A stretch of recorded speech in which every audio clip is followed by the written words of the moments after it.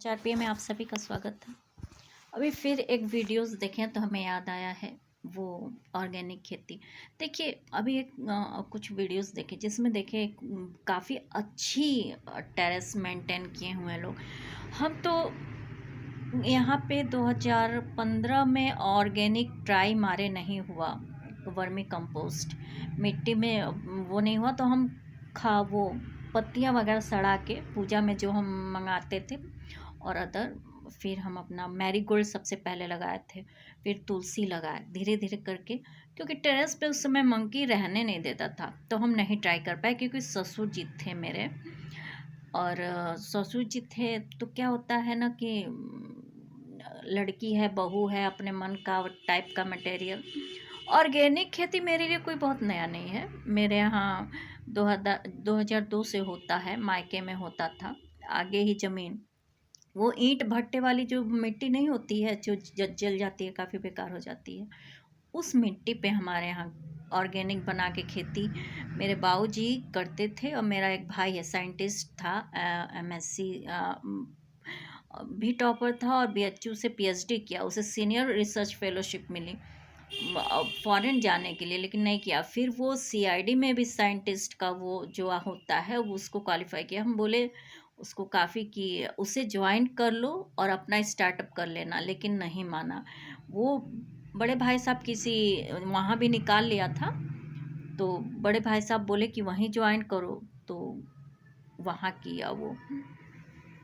तो महावीर प्रसाद नाम है उसको, हम लोग पिंटू भी नाम है, हनुमान बाबू जी कहते हैं, उसके लक्षण भी बंदरों वाले ही हैं।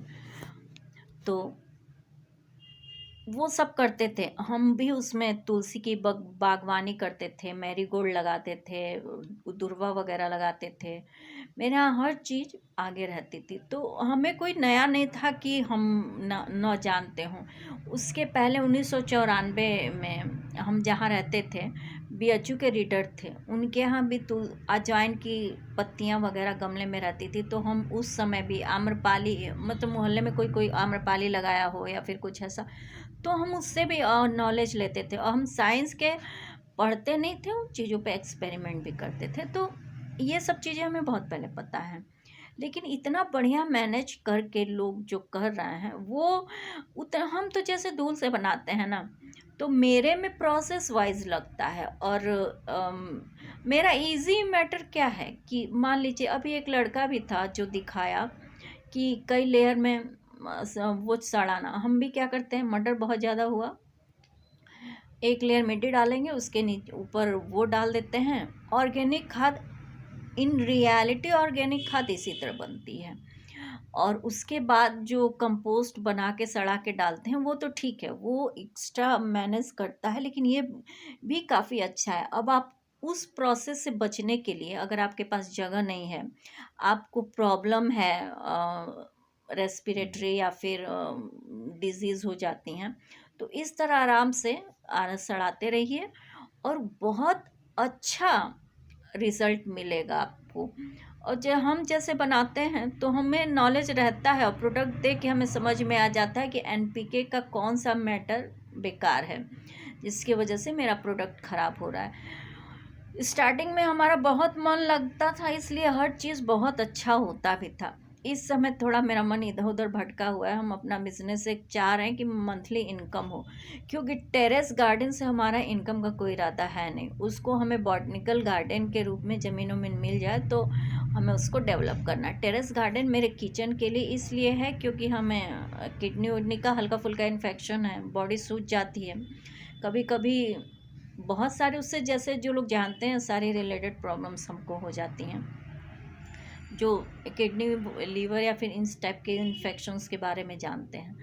इस वजह से हम ऑर्गेनिक गार्डन ऊपर लगाए हैं, क्योंकि मेरा घर अभी कमज़ोर है, अभी हम नहीं लगाते। मेरा प्लान तो 2013 से था। बगल में जब हम शादी करके आए थे तो हम अपनी जेठानी वगैरह के बोले थे कि इतनी अच्छी जगह है कि इस पे हम गार्डन बनाएंगे, तो नहीं बन पाया, हम रह ही नहीं पाए।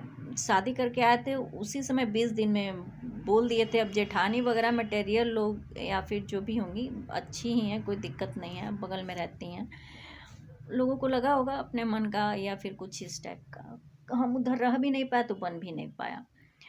यहाँ पे बनाया है तो मेरा छत बहुत कमज़ोर है और बहुत पुराना भी है, वो पहले से ही हम जब से आए हैं, तो इसलिए हम बनाने का कोई वो नहीं था। इन्हीं वजहों से 2018 में हम बनाए 100 गमले लमसम बाल उसमें उसमें हैं। तो रियल बनाने का तरीका जो लोग नहीं उससे कर सकते हैं, जो जिनके पास नहीं आता उसको तो हम बता दिए कि आप लोग जो भी उगाएं, जो भी हरी पत्तियां ये सब मिले ये भी सड़ के खाद बना देती हैं। और कौन सी पत्तियां सड़ के क्या बनाएंगी इसका भी नॉलेज अगर पढ़े लिखे बच्चे रहेंगे तो वो कर लेंगे, जिनको नॉलेज है।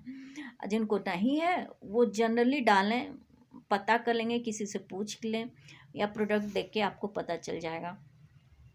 और जो भी चीज़ आप किचन में बना रही हैं, आलू काट रहे हैं उसका छिलका निकाल रही हैं, मिट्टी के नीचे ऐसे दबा दीजिए, वो सड़ के खाद बनाता रहेगा आपका, बहुत अच्छा खाद बनाएगा। और प्रोडक्ट इतना अच्छा रिजल्ट देंगे कि आप लोग सोच भी नहीं सकते।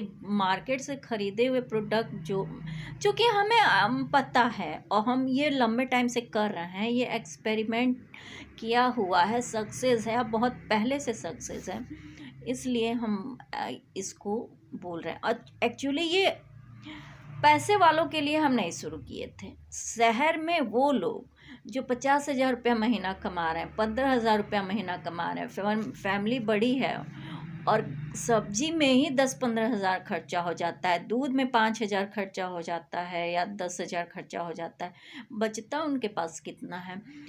और इसके बाद तो अदर चीज़ों के लिए, अदर शौक के लिए उनको खाने पीने या फिर किसी चीज़ के लिए उतना बचता भी नहीं हो। तो ऐसे लोग गार्डन बनाए। हम अपने एक फेसबुक पेज पे लिखे थे हर हाथ में, हर कटोरे में 100% न्यूट्रिशन हो पूरे वर्ल्ड में। मेरा एक वो भी था, कई पेज भी बनाए थे, कई ग्रुप्स भी बनाए थे, ऐसे बनाए। इस समय वो है नहीं, अकाउंट उस पर है नहीं, तो क्यों इस वजह को सोच के हम बनाए थे। अब कोरोना में बहुत लोग भूखमरी से मर रहे थे, उनके लिए भी ये सब बनाए थे। हम सोचे देख लेंगे, इजी वे में बनाएंगे तो इन लोगों को तो कहीं से भी कुछ भी। लोग क्या होता है घर के कूड़े फेंक देते थे, स्क्रैप्स वगैरह क्या करते थे, फेंक देते थे लोग जाके, तो वो नौकरानी दाई ले जाके इधर फेंकती थी, तो वो लोग उसका क्या करते थे, कुछ नहीं करते थे। तो उससे भी उन लोग को मिल जाता है, अक्सर सट्टी वट्टी के बाहर फेंका रहता है, सब मिल जाता, अपना आराम से लोग बना लेते, तो उन लोगों के लिए था। लेकिन ये मेथड वाकई बहुत ही कारगर है। और जो आजकल तो देखिए एग्रीकल्चर के स्टूडेंट्स भी टेरेस गार्डनिंग कर रहे हैं। हम बहुत सारे मेरे अकाउंट पे हैं ऐसे जो टेरेस गार्डनिंग कर रहे हैं। हम करने के बाद अपने टेरेस गार्डन को